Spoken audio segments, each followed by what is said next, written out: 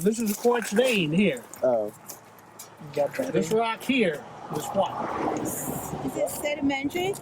No, it's not sedimentary. Has iron in it. It does have some iron in it. It's igneous. It's a secret volcano. Well, it was I'm in the way. igneous. It's a granite gneiss. It started out as a granite on the order of 1.1 billion years ago.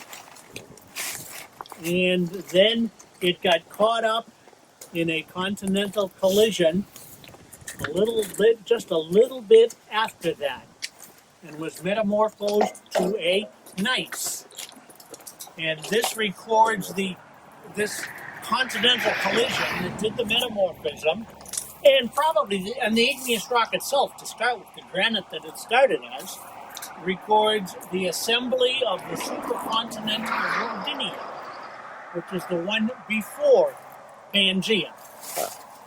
So Wow. that's the rock underneath here. This is incredibly ancient then. Not incredibly ancient. The Minnesota River Valley has rocks 3 billion years old. And on the coast of Quebec, there is some that just barely makes it to 4 billion on Hudson's Bay.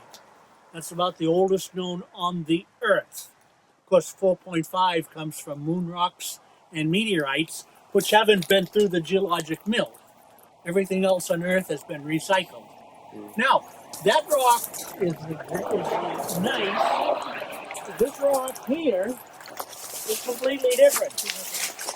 Doesn't look a bit like it. And it isn't. It's unrelated. Anyone want to make a guess as to what this rock might be? Greenstone. I was about to say it is green. It actually is greenish. Now, this greenstone is a meta-basalt. It's a basalt that has been metamorphosed to a low grade. And this particular basalt extends over a very, very wide area. It's actually a flood basalt. And the flood basalt, like many flood basalts, is associated with the breakup of a supercontinent. So here in this one spot, we have recorded both the assembly of Rodinia at about 1.1 billion and the breakup of Rodinia at about 700 million. Because we do have dates, zircon dates, on the granite, which give us a billion-year-old. Now the greenstone is a little harder because it's a basalt, originally a basalt, and basalt generally does not contain very much in the way of datable rocks, particularly zircon. But associated with the basalt nearby is some rhyolite or meta-rhyolite, metamorphosed rhyolite, and that does contain zircon. It's the equivalent of granite, as you remember. It's the lava extrusive, fine-grained equivalent of granite. And that's where we get the 700 million year date for the Catoctin.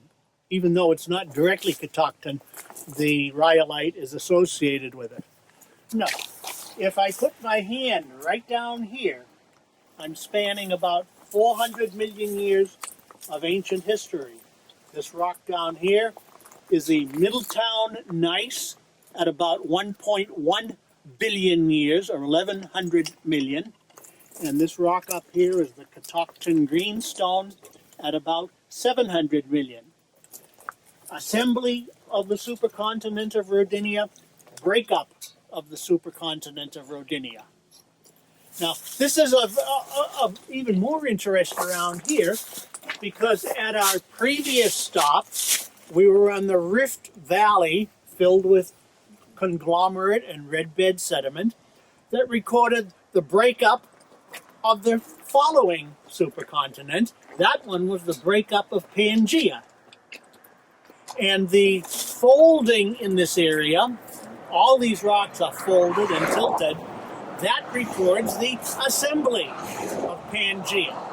So we have the assembly and breakup of two oceans and 2 separate supercontinents, all within this very short distance. Wow. There are not many places where you can see this gneiss. By the way, this is an especially nice locality, and it's even more interesting to me in that, of course, I didn't discover this spot. There's a book, The Roadside Geology of Maryland, that gives most of these places, and they mention this as a place where you can see the Middleton Gneiss. Why, I don't know, but they did not mention the fact that you can also see the greenstone sitting right on top of it, which makes it even more interesting. You've got both of them here together.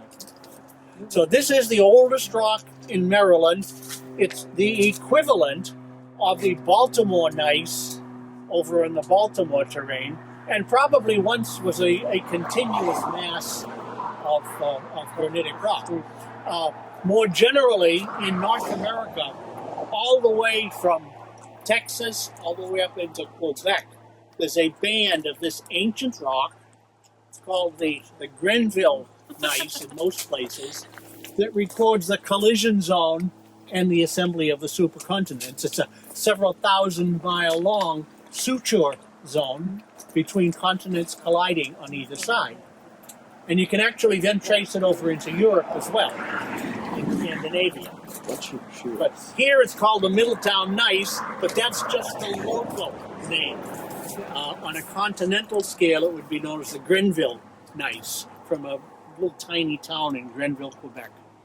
Okay, if anyone, by the way, if I did mention to some people that if they wanted to do an extra credit question, that they could pick some particular facet of the field trip, something like this, the Catoctin and or the Middleton Gneiss would be a suitable topic to write a couple of pages on. Okay, any questions on this at all? So we could like research and then write like an essay? Yes, exactly. Okay. Exactly. It can be any work or it has to be these. Oh no, there are several different, any of the things I you want to see. know the history. If you'd like to write about the Culpeper Basin, which was the one we saw over by the ice cream I spot, want to know the history. that's a perfectly good thing to write on too. Or if you'd like to write on the Sugarloaf Mountain quartzite, fine. Or the Urbana Formation, these are all things that we are getting to see, and we will have more to see as we continue along, because we've got two more stops to make. Any other questions? No questions? Then continue, and we'll go on to our next stop, which is another beautiful overlook in which we get a nice view over the Great Valley.